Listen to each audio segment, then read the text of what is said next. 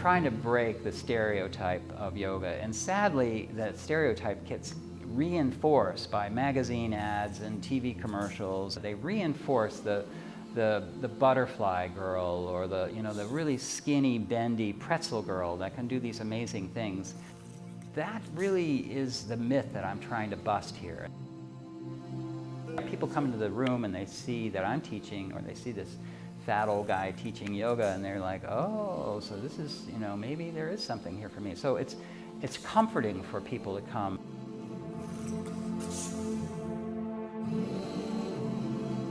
For 25 years, I was a sales manager for a company here in town, and I had 18 salespeople and 5 supervisors that I was in charge of. So it was a sales job, sales manager job, and jobs like that don't have hours. They're never done. So I found myself working 60 and 80 hours a week. At first I enjoyed it, but after a while the stress started wearing me down, and stress was really acting on my body, to the point where my doctor said, you have to quit your job.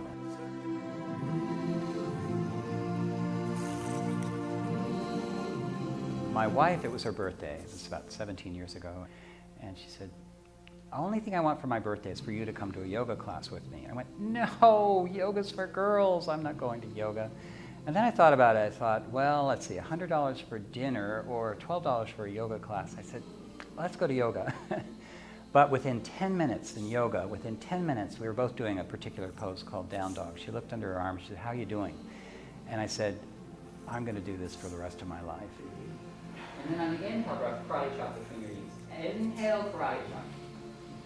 Exhale, lift your hands above. Keep the knees lifted, lifted. Inhale that one last time. Now lower the hands above you, lower the feet, okay, so that was the warm-up. And so there you are, tall and bright. Your hands come to your sides. So the bird wings here. Lift the hands wide to the sides. Reach up to the ceiling. Relax your legs.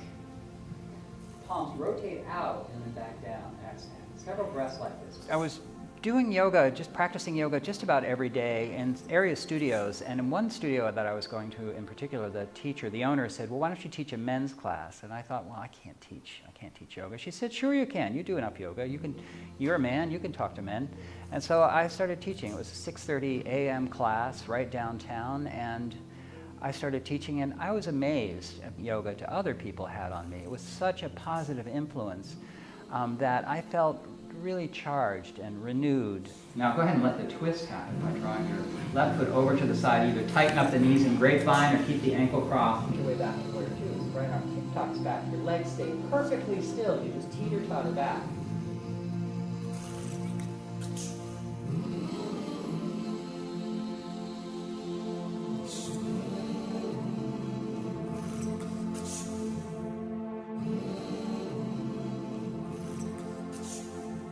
I enjoy hot. I was doing one kind of hot yoga downtown that I didn't really care for the yoga, but I loved the heat.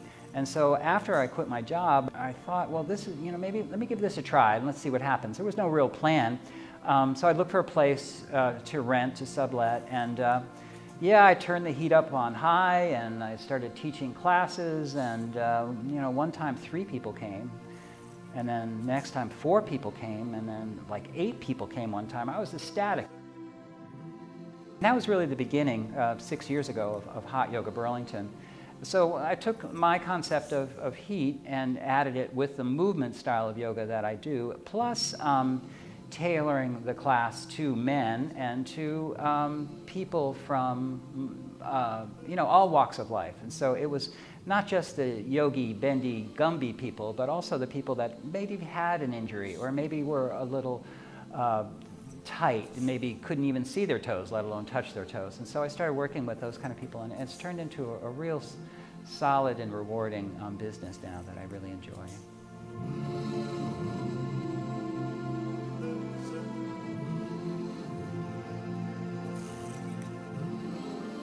I struggled with the heat for years, like how to get the room consistently hot and how to do it economically. First it was forced air, and I would just heat the room up to as hot as I could get it and close the windows. And then I started to refine things and work with different kinds of heaters and fans and humidifiers. and things like that. But about 3 years ago, I found myself on a website looking for an economical way to heat the hot yoga studio, and I found myself in Scandinavia on a website talking about far infrared heat. Far infrared has this healing property to it that is popular in Japan. So you're probably familiar with infrared. That's that red light that we see all the time. But there's no light here. It's far infrared. You just feel the vibration, and you feel the heat on your body, much like being out in the sun on a winter day when your skin feels warm. Well, I talk about stress a lot, and there's invisible stress. Everybody knows the apparent stress, but there's invisible stress, like driving a car. We don't realize that we're risking our lives. You get in a car and you're hurtling down the road at 30 or 50 miles an hour. Our mind is adapted to this stress, and it's still in the body. Even the stress of sitting upright, it's just this invisible stress that we carry, that we're habituated to it, but it still affects the nervous system and the physical body after a period of time. And yoga relieves that stress.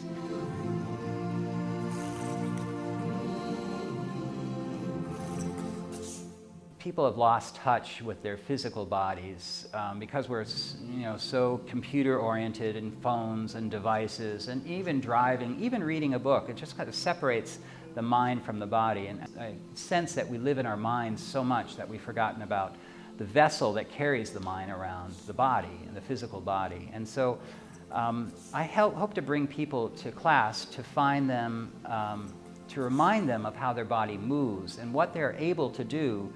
And a lot of people sort of give up on their bodies, and they say, well, I can't touch my toes anymore, or I can't do this, or I can't do that. And I try to show them that you can actually, with just a little bit of practice and knowledge and strengthening and stretching, you can recover your range of movement. And it's so rewarding, especially guys, for them to see that they can squat down and they can move around and move around like they did 20 and 30 years earlier in their lives.